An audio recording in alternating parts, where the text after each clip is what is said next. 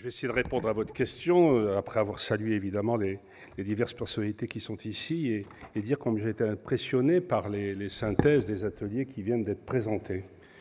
Alors, comme vous l'avez dit, je parle ici au nom de l'Institut de France, au moment où s'achève ce sommet, ce premier sommet, Pact for Impact, et non seulement parce que l'Institut de France, évidemment, apporte un soutien très résolu à cette alliance qui se conclut aujourd'hui, mais aussi parce que nous voulons lui apporter un concours très actif. Je trouve d'ailleurs intéressant que ce sommet se tienne dans ce lieu à Paris qui porte le nom de Jacques Chirac, qui fut, je le crois, sur ces questions, un homme politique anticipateur et qui m'avait confié, lorsqu'il était président de la République, la charge de la coopération et du développement. C'était le ministère que j'ai eu sous sa présidence. Mais ce n'est pas l'ancien ministre qui parle ici, même si c'est un ancien ministre ami des sujets que vous avez évoqués, c'est l'Institut de France. Alors vous allez me demander, c'est la question que vous me posez d'ailleurs, madame, qu'est-ce que nous pouvons bien faire, nous, académiciens, pour être utiles dans cette alliance? Parce que, généralement, lorsqu'on pense institut, on pense plutôt les immortels, l'habit vert, le dictionnaire, les discours sous la coupole, bref. On pense à une multitude de symboles qui relèvent plutôt de la tradition, de l'excellence scientifique, ou du pouvoir politique, économique, médiatique, pouvoir de la connaissance, pouvoir de l'expertise, pouvoir de la sagesse. Mais on ne pense pas forcément à l'engagement dans les questions d'économie sociale et solidaire. Et pourtant, on a tort, parce que l'Institut de France, ce n'est pas la coupole, et c'est bien autre chose, ce sont des engagements beaucoup plus importants. D'abord parce que l'Institut de France fédère des mécènes et lui-même un des plus grands mécènes de France, peut-être même le premier. Et c'est la raison de ma présence ici. L'Institut, c'est plus de 500 académiciens qui viennent de tous les horizons, de la totalité des champs de la connaissance, les juristes, les chimistes, les financiers, les romanciers, les chefs d'entreprise et les chefs d'orchestre, que sais-je, tous élus au titre de leurs compétences par leurs pairs. Et j'entendais dans la dernière conclusion combien nous aurons besoin de cette pluralité des compétences. Mais aussi, et peut-être plus encore, l'Institut, c'est un réseau mondial de 500 membres associés, de correspondants étrangers, tous compétents dans leur domaine, connectés tous les jours avec l'Institut de France par nos divers réseaux numériques, et qui, au fond, se mettent à l'écoute de ce qui se dit autour de nous.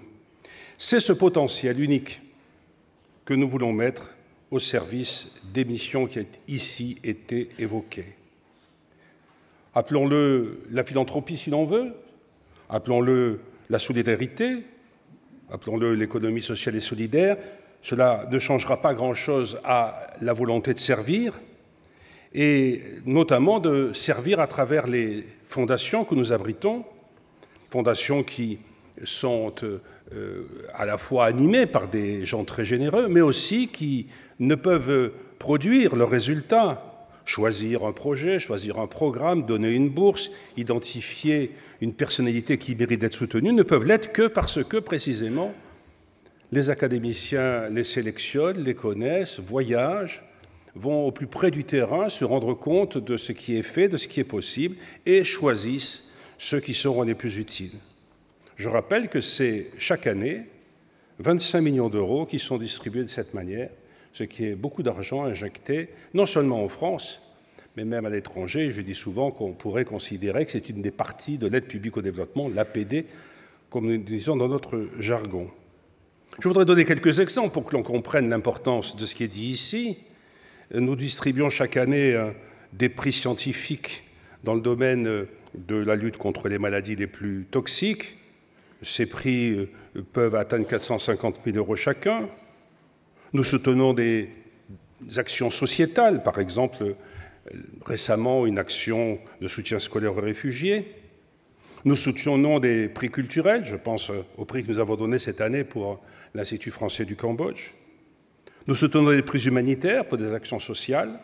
Et tout ceci, au fond, de quelque manière qu'on le nomme, relève évidemment de la solidarité et de l'action solidaire. Une autre fondation a permis cette année de verser 600 000 € à un laboratoire qui travaille dans le domaine du cardiovasculaire à l'étranger, un autre 500 000 € à un institut de recherche sur les maladies infectieuses en Afrique, ou encore 800 000 € pour des projets de logements sociaux. Mais en donnant tous ces chiffres, je ne voudrais pas donner l'impression que tout se ramène à des dons, à une sorte de charité très visible du tout. Ce qui est intéressant dans tout cela, c'est que ces fondations se connaissent, échangent, elles participent à des modes d'amélioration dans les programmes qui sont les leurs, en s'associant à d'autres programmes. Je pense par exemple à des opérations qui relèvent de l'écologie, du reboisement, de la construction d'écoles. Et finalement, nous remplissons, me semble-t-il, les objectifs de l'ONU pour le développement durable, et en particulier le fameux 17e objectif qui encourage les partenariats, ça a été évoqué plusieurs fois dans les dernières minutes, entre acteurs privés et acteurs publics, et entre institutions et sociétés civiles. Bref, vous le voyez, Pacte for Impact, c'est le quotidien de l'Institut de France. Nous le faisons sans le savoir, un peu comme M. Jourdain faisait de la prose. Les mécènes, d'ailleurs, se tournent vers l'Institut de France pour y réaliser leurs projets, mais nous le savons tous, le mécénat a beaucoup changé. Il arrive avec des objectifs précis, il veut une visibilité de son action, il veut que les impacts, précisément, de ce qui a été décidé soient perceptibles rapidement.